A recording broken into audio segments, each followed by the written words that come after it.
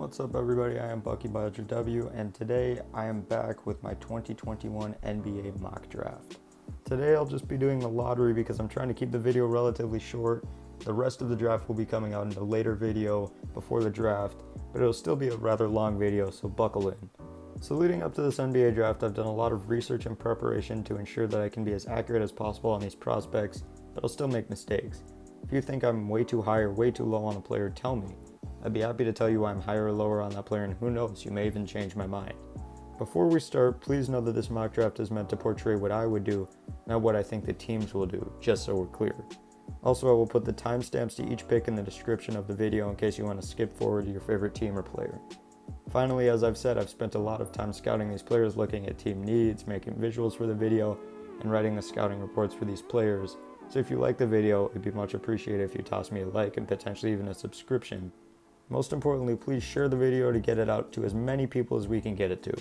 Lastly, I'll be subscribing to everyone in the comments who comments their favorite player in this draft, so get those comments in. Without further ado, let's get to the first pick. So with the first overall pick in the 2021 NBA draft, the Detroit Pistons select Cunningham, point guard from Oklahoma State. To many, including me, this seems like the pretty clear selection for Detroit. Cade is the prototypical NBA point guard in 2021. Cunningham has a great combination of attributes to help him be an offensive monster in the NBA. His game as a one-on-one scorer is pretty polished, as the 23.4 points per 75 possession shows. He has NBA range and is more than a serviceable shooter, and is also able to finish consistently at the rim due to his size. We'll get into his weaknesses as a scorer later, but from what I've seen, he's going to be a 3-level scoring threat the minute he steps onto an NBA court. He's already one of the best scorers this class has to offer, but that's not even his best attribute. The real reason Cade is valued so highly by so many people is because of his elite-level playmaking. Cunningham consistently shows the ability to make advanced passes that most NBA point guards don't make, and is always looking for the open man, whether it's in transition or the half court, especially in the pick and roll. Last year, his teammates at Oklahoma State missed many open looks, which is why his assist totals don't look amazing, and it's certainly fair to say he could have the same problems early on with the Pistons. When you watch Cade Cunningham play, it's hard to say he can't be at least a Trae Young level passer at the next level. Once again, he has all the tools to be an offensive engine at the next level, but he does have some weaknesses that he has to overcome to legitimately flourish in that role. First off, his upside as a scorer is rather limited due to his lack of explosiveness, which will make it hard for him to blow by better defenders in the NBA. That lack of explosiveness and the fact that his handle isn't the tightest of all time leads to a lot of turnovers. It's not like that's unusual for a highly recruited ball-dominant freshman, but I feel safe to say that averaging more turnovers than assists in the NBA probably won't fly. His defensive attention to detail is also lacking, but that's understandable as a very high-usage offensive player. Overall, I think Cunningham's offensive arsenal isn't too dissimilar to that of Luka Doncic, and I don't think it's too crazy to say that he can blossom into a Luka Doncic type player in the NBA. And even if Cunningham hits his floor, he can still be an all-star level player. Guys like Cade Cunningham are the future of the NBA, and if I'm Detroit, I'm getting Cade and figuring everything else out later. And with the second pick in the 2021 NBA draft, the Houston Rockets select Evan Mobley, center from USC. I haven't been paying attention to the NBA draft for too long, but still, Evan Mobley is easily the best defensive prospect I've ever evaluated. Mobley is 7 feet tall with a 7'4" wingspan and moves like a 6'4" guard. When you watch him on defense, there really isn't anything he can't do. He can comfortably guard 4s and 5s and easily switch on to 2s and 3s. I don't want to exaggerate too heavily here, but it's fitting that Mobley gets picked by the Rockets because his combination of height, length, athleticism, timing, and awareness is almost similar to the great Hakeem Olajuwon. Mobley's rim protection ability is truly special. Mobley has the upside to be one of the 5 to 10 greatest defenders of all time, but that's not all.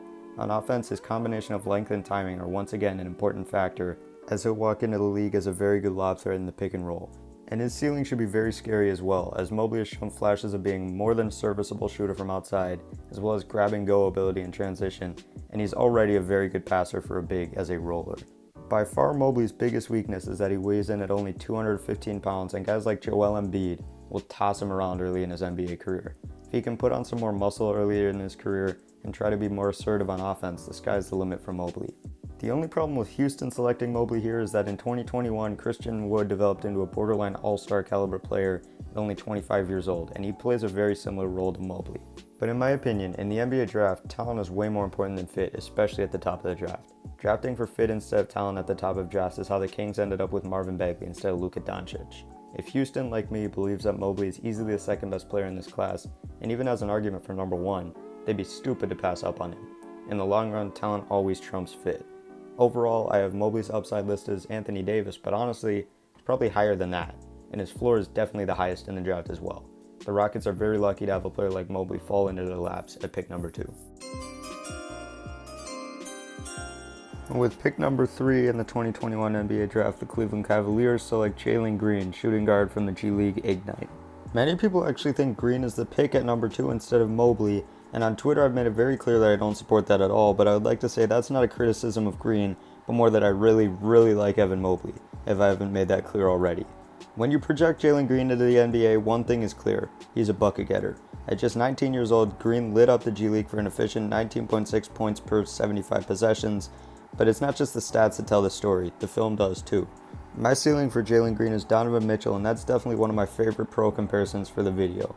Just like Spida, Green is super explosive. His first step is lethal and he can glide through the air effortlessly for dunks. It's easy to see that Green has the perfect athletic mold to be a superstar scorer at the next level. He's also a very skilled scorer with a nice handle and very good looking shot from all 3 levels. Once again, very similar to elite scoring guards like Bradley Beal, Donovan Mitchell, and Zach LaVine. I'd say that coming into the draft, Jalen Green is the best scorer in the class. As of right now, Green's playmaking really fringes on how good he is as a scorer, as he's a very good passer when he attracts extra defensive attention, but he's not much more than that. Unfortunately, as a defender, he has significant question marks right now. Weighs in at only 178 pounds, and it really doesn't matter how high he can jump if guys can just outmuscle him on defense all day. It's not as if Mitchell or Beal are elite defenders either, but it sure would help if he either beefed up or worked on drastically improving his off-ball defense to make up for his on-ball limitations. Green also struggled with turnovers this year, especially when driving into crowded defenses. But the Ignite's goal last year was really to let loose potentially high-drafted guys like Green and let them figure out the game on their own. So the turnovers and ugly shot selection at times could be product of the team's purpose. Once again, fit is really an afterthought this high in the draft, so Cleveland will gladly take a gifted scorer with such high upside here. And with the 4th pick in the 2021 NBA draft, the Toronto Raptors select Jalen Suggs, point guard from Gonzaga. To me, the picks have been pretty easy up until this point, and they stay that way with Jalen Suggs at number 4. While the Raptors had a weird, tough, and overall disappointing season, Jalen Suggs and Gonzaga were the exact opposite, as the Bulldogs nearly ran the table until they met Baylor in the national championship game, and Suggs himself burst onto the scene since the opening tip of the first game. Suggs' best attribute is definitely his passing and playmaking.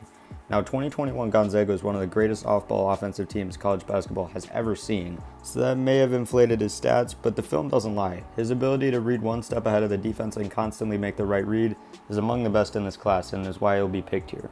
He isn't a good enough self-creator to be a center of an offense like Cunningham will be, but the Raptors have guys like Van Vliet and Siakam who can take some pressure off of him in that regard. Most likely, Suggs' offensive role will be as a secondary ball handler and a point guard who will run the pick and roll because his ability to find holes in the defense as a scorer and passer will translate well to that role. But in the NBA, I think Suggs will probably actually be better on defense than offense. At Gonzaga, his size and athleticism plus defensive awareness allowed him to absolutely pester guys on the perimeter, and as we saw against UCLA, he's a very good help/weak side defender as well. Suggs no doubt has the potential to be a top 10 guard defender in the NBA one day. As I stated earlier, Suggs has problems with self-creation on offense and isn't the best shooter, which won't help that. This self-creation problem also leads to Suggs getting himself into tough places where he can commit turnovers at times, which obviously isn't ideal. Jalen Suggs isn't the perfect prospect, and at this point his role may be a little unclear in the NBA, but I trust an organization like the Raptors to be able to take his tools and develop him into a star one day. With the 5th pick in the 2021 NBA draft, the Orlando Magic select Scottie Barnes, small forward from Florida State. In my opinion, pick 5 is where the 2021 draft starts to get a little cloudy. I'm not completely sure this is the pick the Magic will make, but I do know it's the pick they should make. Scottie Barnes isn't all that dissimilar from another forward from Florida State who got drafted number 4 last year, Patrick Williams, just that he's a lot better. Barnes is an extremely versatile defender. He can effectively guard 2 through 4 and switch onto 1s and 5s on ball and is easily one of the best off-ball defenders in this class. Barnes loves to pester the ball handler and make them uncomfortable, and he has the speed and length to recover when he gets beat. Barnes is definitely a top 5 defender in the class. Good luck scoring on him and Jonathan Isaac in that front court. Barnes is very unpolished offensively, and early on in his career the dunker spot may suit him best. He's not a very good shooter, and although he has size and athleticism, he has a sloppy handle and overall isn't a good shot creator. His athleticism and playmaking ability are awesome, which should pave way for Barnes to be a menace in transition. But in the half court, a role as a secondary or tertiary ball handler should probably suit him best, even if his playmaking ability pans out. Barnes gives you a solid floor with his defensive versatility and a pretty good upside as Ben Simmons with a jumper also. A lot of guys have a good argument to be selected at number 5, but to me, the best one certainly belongs to Scotty Barnes. And with the 6th pick in the 2021 NBA draft, the Oklahoma City Thunder select Jonathan Kuminga, power forward from, again, the G League Ignite. I have Jonathan Kuminga listed as the 7th best player on this big board, but he could be a lot lower due to his high bust risk. But the upside is so high that if I were Oklahoma City especially, I'd consider him this high up. Kuminga's main strength is his athleticism, as he's very explosive with his first step and as a leaper at 6'8", 210. And although he lacks any scoring polish whatsoever, that athleticism allowed him to average 17.1 points per 75 possessions in the G League, no matter how inefficient it was. I've said it before and I'll say it again, Jonathan Kuminga will not be good in 2021. He's a bad playmaker, unpolished scorer, and unaware defender. But Oklahoma City offers him a haven to hone in on his skills and continue to scratch away at that potential that he's shown as a scorer and defender. And Oklahoma City is the perfect team for Kuminga to land on because they have so many picks in the coming years. If he busts, it doesn't matter because they have so many other first-round picks anyway. But if he truly blossoms and becomes the best player in this class, as is his potential, the Thunder will truly be scary going forward. They pick 16 and 18 too for reinforcement in this draft. Now with the 7th pick in the 2021 NBA draft, the Golden State Warriors select Davion Mitchell, point guard from Baylor. Now news actually just came out right before I'm recording this that the Dubs are either keeping their lottery picks 7 and 14 or using them in a package to get Bradley Beal. So I'd assume the Wizards actually make this pick, but until it's official, I'll make this pick for the Warriors. Now that that's out of the way, I have to say this pick may be on the longer end for my explanation, but that's because Davion Mitchell is one of the most polarizing players in this draft, and I'm higher on him than almost anyone I've seen. Let me stress very hard that Mitchell is not the 7th best player in this draft. He's so much better. You can make a very good argument for him going as high as number 4. Here's why. Mitchell is a monster defensively. He's the best guard defender to come into the draft in some time. He has quicker hands and feet than anyone I've ever seen, and his ability to pick up ball handlers at half court and pester them for entire possessions without getting blown by is ridiculous. You can tell he has the Drew Holiday or Marcus Smart factor as an on-ball defender, where the guy he's guarding is constantly uncomfortable. This leads to many turnovers and just overall great defense. Mitchell actually won college basketball's Defensive Player of the Year last year over Evan Mobley, which shows how much of a beast he is on that end. He's also awesome off-ball on defense with his outlier lateral quickness and good awareness leading to him being able to jump passing lanes and take charges. I have absolutely no questions about Mitchell's projection to the NBA as a defender. His offense is very underrated too. Mitchell's insane first step allows him to constantly blow by slower defenders, and although he doesn't have a great offensive bag, that ability alone will allow him to be a solid scorer in the NBA. Mitchell's also a really good passer, especially on the pick and roll. When he's able to penetrate the defense, he's going to find open shooters, which is good if you're Steph Curry or Klay Thompson. Mitchell's biggest question mark by far is his shooting. He shot a ridiculous 45% from 3 last year on 141 attempts, which obviously bodes well for his shooting ability in the NBA, but projecting to the NBA, free throw percentage is usually more indicative of how good you are as a shooter, and Mitchell was a concerning 64% from the line last year. He's also struggled from behind the arc before this past year, so it's possible he'll regress to being a below average shooter in the NBA. Mitchell also really just plays at 1 speed at all times, similar to Russell Westbrook. This quality can help you out at times, but he tends to get too out of control and can commit unnecessary turnovers because of it. Lastly, Mitchell will be 23 at the start of the NBA season, so that may cap his upside a bit, but right now he's one of the best players in this draft, so I'm okay with that. Seems like the Warriors may be inclined to trade this pick, so I doubt they have the opportunity to draft Mitchell, but if they do, they cannot pass it up. He's an elite defender and can be a very good shot creator for himself and teammates off the bench early in his career. God knows the Warriors could use more shot creators when Steph isn't on the floor, and my pro projection for Cam Payne's offense and Marcus Smart's defense is definitely a player you want at the 7th overall pick. Now at the 8th overall pick in the 2021 NBA draft, the Orlando Magic select Tre Mann, point guard from Florida.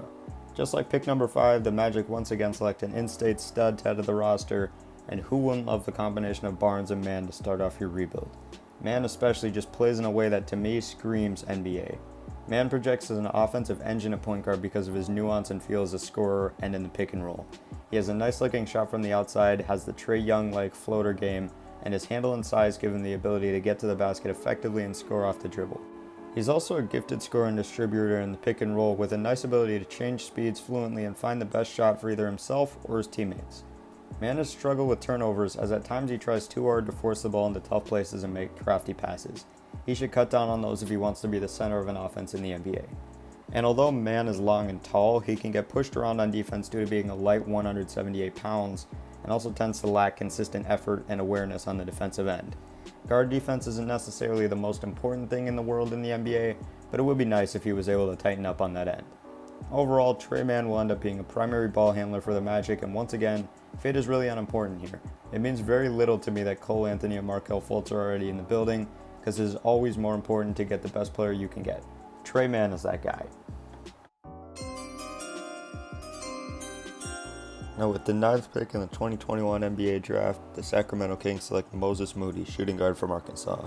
I'm much lower on Moody than many people are, but even I can't deny how happy the Kings would be if Moses Moody fell into their laps at pick 9. Moody is a very, very good shooter. Last year he shot 35.8% from 3, but that's really less indicative of how good a shooter he is than his 81.2% free throw percentage. Early in his career, Moses should play the Buddy Hield role in Sacramento as a movement shooter who plays mostly off ball. He's a very good mover off the ball, a skill you really like with shooters, but don't expect him to stay in that role. Last year at Arkansas, Moody did occasionally show an ability to create shots on his own due to a good handle for his size combined with his big frame and ability to hit tough shots.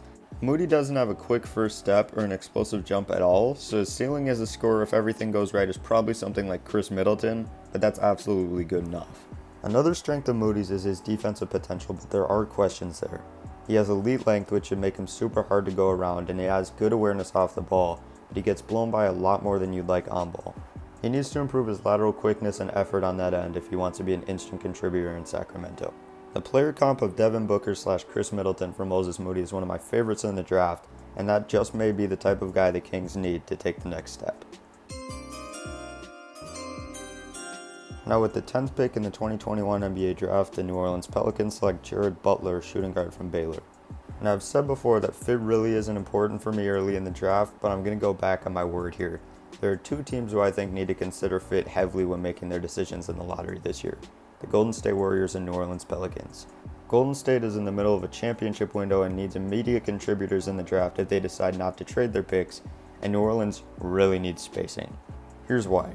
In just his second year after not really even playing his first year, Zion Williamson was one of the best scorers in the NBA. 27 points per game on 65% true shooting for basically a rookie is absolutely unheard of. For reference, that's only 3 points less than Michael Jordan's career average on 8% better true shooting percentage. And you know what makes that even crazier? The Pelicans had absolutely no shooters. New Orleans was the 6th worst 3-point shooting team in the NBA, even with Zion's gravity constantly creating wide open looks for shooters. They couldn't hit a shot. That's right here, New Orleans puts their foot down and drafts one of the best shooters in the draft, Jared Butler. For starters, Butler can shoot the lights out. He shot a legit 42% from 3 last year while taking some tough shots, and I expect that continues with the Pelicans. But there's more to Butler than just shooting. Like Moses Moody, he's a great off-ball mover, which can get him some pretty good looks at the basket, but unlike Moody, he's a great self-creator. Butler doesn't have the tightest handle in the world, and he isn't very explosive, but he knows how to get to his spots and hit tough shots over defenders. Butler also has experience in the pick and roll, and his playmaking ability will come in handy when he has to be the primary ball handler at times. Like Davion Mitchell, his teammate at Baylor, Butler is also a really good defender. He doesn't let guys do what they want to do against him and forces them into tough jumpers. He won't be very versatile defensively due to his size, but that's not to say he won't be a clear plus on that end. The New Orleans Pelicans are in drastic need of a 3-and-D guard, and Jared Butler is probably the best in this class. To get a player like him at pick 10 is exactly what the doctor ordered for Zion and the Pels. Now with pick number 11 in the 2021 NBA draft, the Charlotte Hornets select Usman Garuba, center from Real Madrid. To me, Garuba has one of the biggest ranges in this entire draft because of how unique his game is. I've seen people rank him anywhere from top 8 to the mid-20s on their big boards, and it really just depends on how you project this unique player into the league. If you're higher on Garuba, it's probably because he screams Draymond Green. Playing against professionals overseas, he showcased that he can guard 1 through 5 better than maybe anyone in this class due to his physical profile. He has the quick feet to stay with guards and the size and strength to contend with bigs in the post.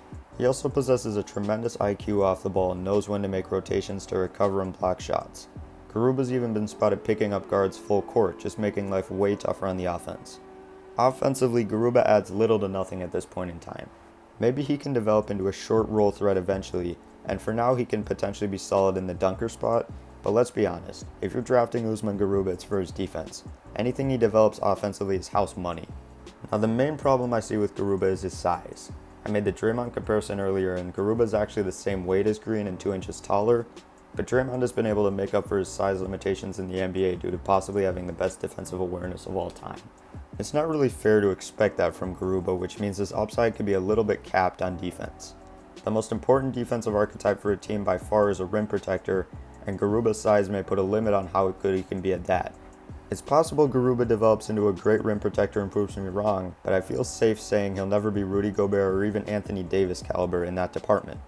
People underrate how important it was to the Warriors to have a Swiss Army knife like Dre anchoring their defense throughout that dynasty, and if the Hornets are hoping to build a dynasty of their own in Charlotte, drafting the ultimate defensive X factor here is the way to go.